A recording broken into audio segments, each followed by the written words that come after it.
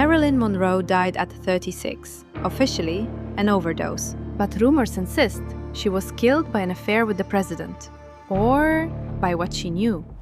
Why did the FBI seize her diaries that very night? Why would all the witnesses soon die? And whose phone call sent her to that fateful meeting with the president?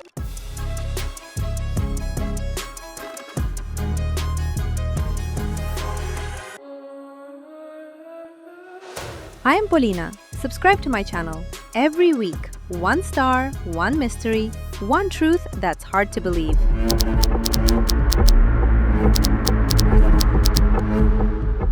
May 1962, the president's birthday. It seemed like just a party, but that's where it all began. That year, Marilyn's career was hanging by a thread. 20th Century Fox issued an ultimatum.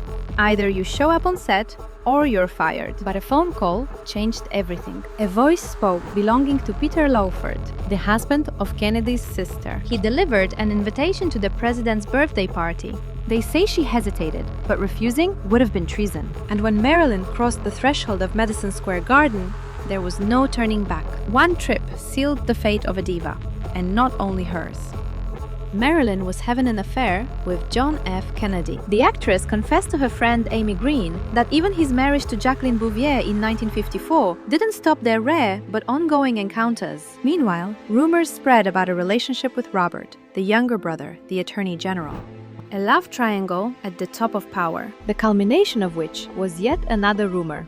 In the summer of '62, Marilyn had an abortion. Biographer Fred Lawrence Giles wrote about it. In the book Norma Jean, The Life of Marilyn Monroe, but far more dangerous than the affair itself, was what the movie star might have known. State and military secrets of the US, overheard in conversations with Mr. President and his brother. For the White House, this relationship became a national security threat. In her final months, Marilyn increasingly told friends she felt like she was trapped in a cage. Her friend and makeup artist Whitey Snyder recalled this, one of the few she trusted during that period. She was afraid of being alone and afraid to tell the truth. And each day, her anxiety grew more palpable. On the night of her death, she calls Robert Kennedy, demands a meeting, threatens to expose everything. By morning, all call records have vanished. No proof remains. Her personal diaries have been stolen. Neighbors report seeing suspicious cars with no license plates outside her house. The day before she died, Marilyn called journalist Dorothy Kilgallen. "I have a bombshell that will destroy the White House," she said. Dorothy waits for the promised call, but instead, she learns of the actress's death. 3 years later, Dorothy herself is found dead. A mix of alcohol and barbiturates, just like Marilyn. Later, 2 more witnesses die under strange circumstances before the end of the 1960s. Just coincidences?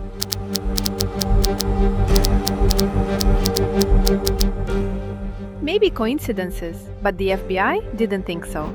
They had their own file on Marilyn. In her missing diary was a line, "They are watching me." Monroe's death only intensified John Kennedy's paranoia. After the president's murder, those fears passed to his brother. Robert increasingly suspected that John's death and Marilyn's death were part of a conspiracy. Robert launches his own investigation. He's convinced his brother's death and Marilyn's are connected, but he never gets to the truth. June 5th, 1968. 3 shots in the pantry of the Ambassador Hotel. The bullets struck his head and neck, as if someone wanted to make sure the witness was silenced. Robert Kennedy died at Good Samaritan Hospital the next day. With him, the last records of what really happened vanish. Love, power, and a conspiracy we will never know the truth about. Perhaps that fateful call, that birthday invitation, these were the starting point that set off a chain reaction of tragic events none of them were prepared for.